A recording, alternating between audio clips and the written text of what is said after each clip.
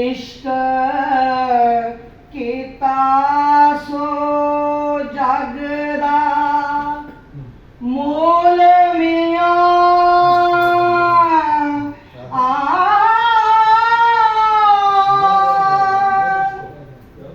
पहला पढ़ी रब ने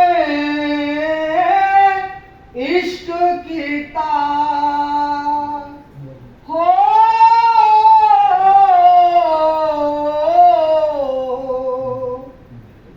ते मशूक है नबी रसूल मियां इश्क पीर फकीर दा मर्तबा हो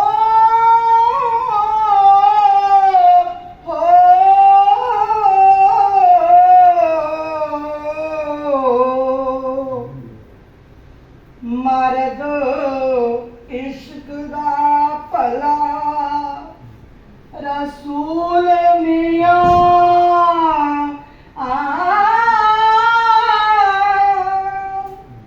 खिले तिना दे बाग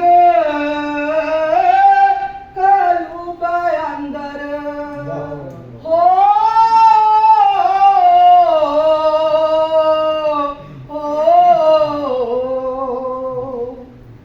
जिस कीता है इश्क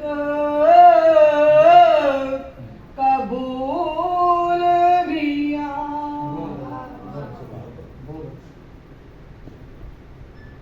सो वारिस शाह दे किस्से दियां अनेकां विशेषतावां सब तो वड्डी खूबी भाषा दी है। वो वड्डे सारे ख्याल नूं थोड़े शब्दां विच पेश करन दी समर्था रखदा है अते हर छोटी घटना नूं वड्डा विस्तार पूर्वक बना दिंदा है।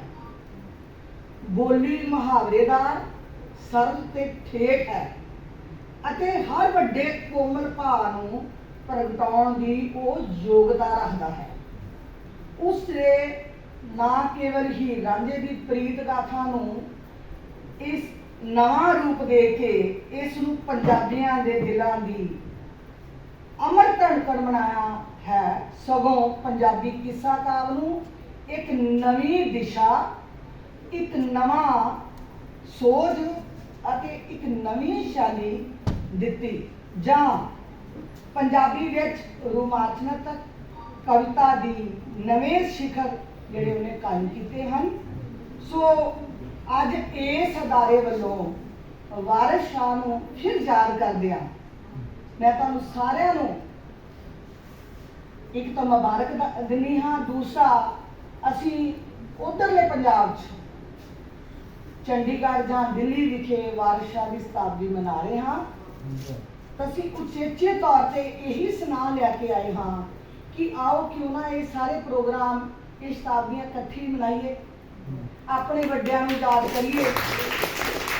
ਸੋ ਮੈਂ ਮੈਡਮ ਨਬੀਲਾ ਨਾਮ ਉਹਨਾਂ ਨੂੰ ਕਹਾਂਗੀ ਕੁਝ ਜਿਹੜੇ ਹੀਰ ਗਾਇਨ ਵਾਲੇ ਇੱਥੋਂ ਦੇ ਗਾਇਕ ਹਨ ਜਾਂ ਸਟੂਡੈਂਟ ਹਨ, ਕੁਝ ਜੋ ਪ੍ਰੋਫੈਸਰ ਇਸ ਖੋਜ ਦੇ ਹਵਾਲੇ ਨਾਲ ਜਿਨ੍ਹਾਂ ਨੇ ਕੰਮ ਕੀਤਾ ਹੈ ਉਹਨਾਂ ਨੂੰ ਸਾਡੇ ਕੋਲ ਜ਼ਰੂਰ ਲੈ ਕੇ ਆਉਣ।